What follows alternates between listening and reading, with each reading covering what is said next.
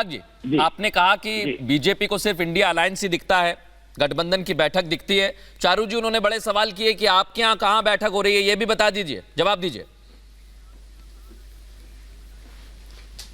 मृदुल जी, देखिए अनुराग जी जिस कॉन्फिडेंस में बात करते हैं, एक पल के लिए कोई अगर भारत का ना हो तो भूल जाएगा कि 2014 में इनकी पार्टी हारी बुरी तरीके से, 2017 में हारी, 2019 में हारी, 2022 में हारी, 2024 में सॉलिड हारने की पूरी तैयारी है। नहीं, अनुराग जी की बुरी आदत है, क्योंकि क्या है, जब सच्चाई उनके कान पे पड़ती है ना तो उन तिलमिला जाते हैं, बेचारे सह नहीं पाते। तो देखिए, 4 बड़े चुनाव तो मैंने आपको ऐसे गिना दिए जिसके बारे में ये इतने कॉन्फिडेंट हो रहे हैं कि जैसे ये एक ऐसी पार्टी हो जो मॉरल विक्ट्री में ही खुश हो जाए। तो भाई, मॉरल विक्ट्री तो आपको 24 के लिए भी मुबारक हो, आपका इंडिया अलायंस आपको मुबारक हो। इंडिया अलायंस की सच्चाई ये है, this is a photo op Mridul ji. Photo op होता है ना कि 7-8 महीने हो गए, अच्छा 24 के चुनाव की तैयारी कर रहे हैं, शायद ये भूल गए 24 आ चुका है भाई साहब, 24 आ चुका है और 24 के लिए ही मेरा आज सवाल भी यही था। चारू जी, रिवीजन खत्म हो गया। चारू जी, आज मेरा सवाल भी यही है। इस समय मृदुल जी 10 सेकंड और, बोलिए कंप्लीट करिए। मेरे को 10 सेकंड और दीजिए, फिर आप अपना सवाल पूछेगा। देखिए, भारतीय जनता पार्टी का सिलेबस जो था खत्म भी हो गया और 2 बार रिवीजन हमने कर लिया। इंडिया अलायंस में आपको बताती हूँ क्या चल रहा है। अनुराग जी काउंटर करना चाह रहे हैं, इसके बाद दुष्यंत नागर जी, जीएम शाहीन साहब। अनुराग जी बोलिए, 10 सेकंड आपके भी। इस बात से मैं सहमत हूं कि इन्होंने कहा कि इनका सिलेबस खत्म हो गया। बिल्कुल ठीक है। महंगाई चरम सीमा पे पहुंच गई, इनका सिलेबस खत्म हो गया। बेरोजगारी चरम सीमा पे, सिलेबस खत्म हो गया। यहाँ पे महिलाओं पे अत्याचार चरम सीमा पे, सिलेबस खत्म हो गया।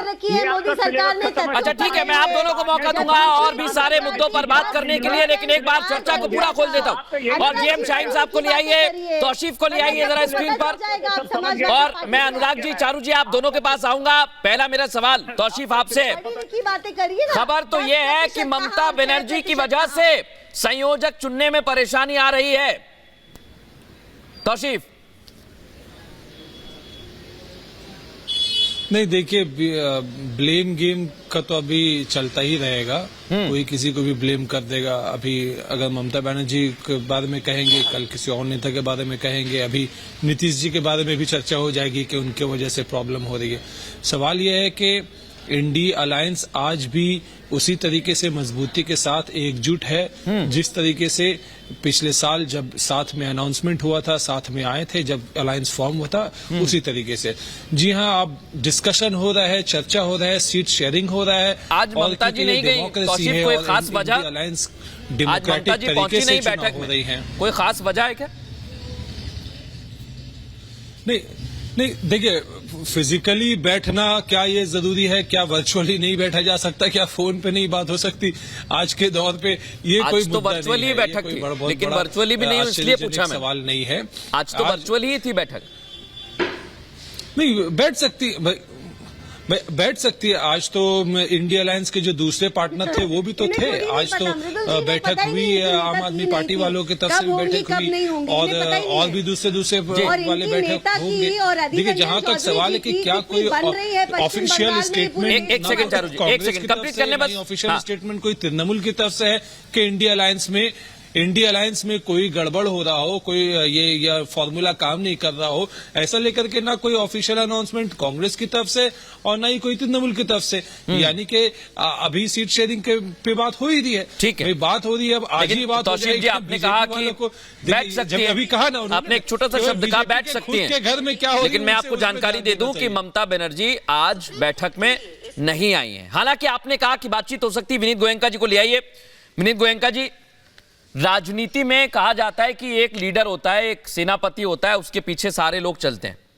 अब यहां तो इतने सारे, या सबको सेनापति मान लूं, या अभी सेनापति ये तय नहीं कर पा रहे हैं, क्या वजह हो सकती है? मृदुल जी, आपको राम राम, सभी को पैनलिस्ट को राम राम, और जो दर्शक मुझे देख रहे हैं उनको भी राम राम। पुरानी कहावत है कि नेता, नीति, नीयत, इनके बारे में बताना पड़ता है पॉलिटिकल पार्टियों को और अलायंसेस को।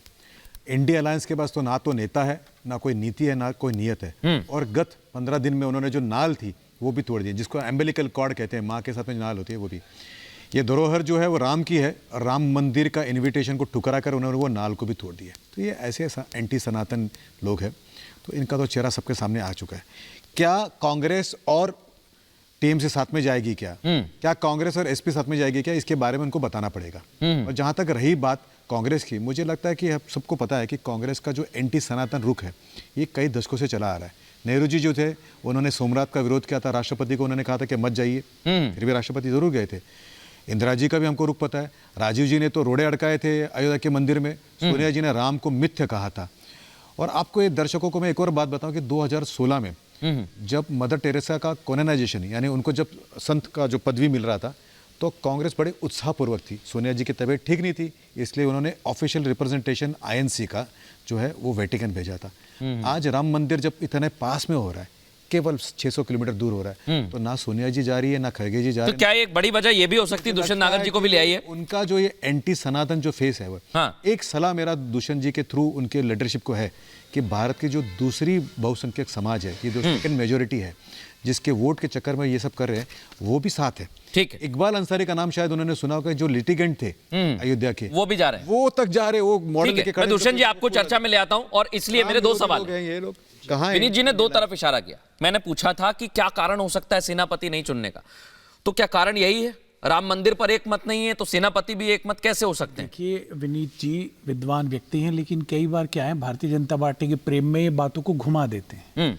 भारत की जो लोकतांत्रिक प्रणाली है उसमें नेता घोषित नहीं किया जाता, चुने हुए सांसद ही नेता का चयन करते हैं। अभी क्या है कि हमारे अलायंस में कोई नेता का अकाल नहीं है, कमी नहीं है।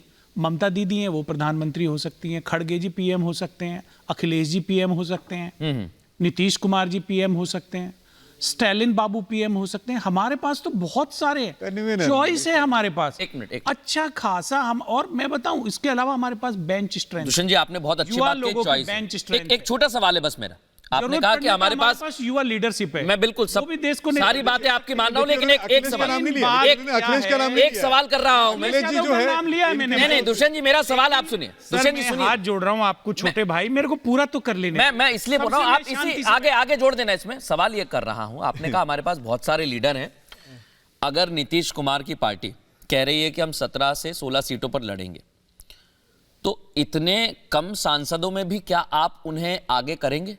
मेरा एक छोटा सवाल है, क्योंकि ममता बनर्जी उधर 40 पर हैं, वो भी लड़ेंगी 30-40 पर। ये प्री पोल अलायंस है, सांसदों की संख्या नहीं देखी जाएगी, सांसदों का समर्थन देखा जाएगा। प्री पोल अलायंस है, अलायंस का कोई भी लीडर जिसके पक्ष में सांसदों की राय होगी वो प्रधानमंत्री देश का बन सकता है। ठीक है, यानी आप शरद पवार की बात से सहमत हैं? मैं एक बात मुझे शरद पवार की बात से सहमत हैं? 10 सेकंड का मुझे चाहिए, ये समझने की जीएम शाइन जी को भी ले आइएगा। और मैं तो देश के मतदाताओं को कहना चाहता हूं, अगर ममता जी ठाकरे भी भारत के प्रधानमंत्री हो सकते हैं, क्यों नहीं हो सकते? बड़ा अच्छा मजा कर लेते हैं। फिर एक सवाल मैं आपको, इसके बाद में चारू जी आपके पास आ रहा हूं। खड़गे जी का जब नाम लिया केजरीवाल जी ने और ममता जी ने, तो देखिए कितने फोर्सफुली डिनाई कर रहे हैं। किसी ने डिनाई नहीं किया। अगर वही राहुल जी का नाम लिया था तो ये कहते कि वो कैपेबल है, यानी भारत परिवारवाद है। दो बड़े नेता हैं। मैं एक बात कहना चाहता हूं कि मौका है, कांग्रेस को लाइए और देश को पहला दलित प्रधानमंत्री चुन के दीजिए। अच्छा सुनिए, तो आपने खुद की बात का ही खुद विरोध कर दिया। कैसे कर दिया? अभी आपने उद्धव ठाकरे को भी उम्मीदवार बता दिया, फिर खड़गे जी को कह दिया कि चुने जाए, तो योग्य है। तो यही तो समस्या है। कहां से दलित हो गए उद्धव जी? कैसे दलित हो गए बताइए? यही तो समस्या है, बताइए। जीएम शाइन जी को ले आइए जरा, जीएम शाइन जी को चर्चा में ले आइए, और इसलिए ले आइए क्योंकि जिन्होंने गठबंधन को खड़ा किया वो नीतीश कुमार है।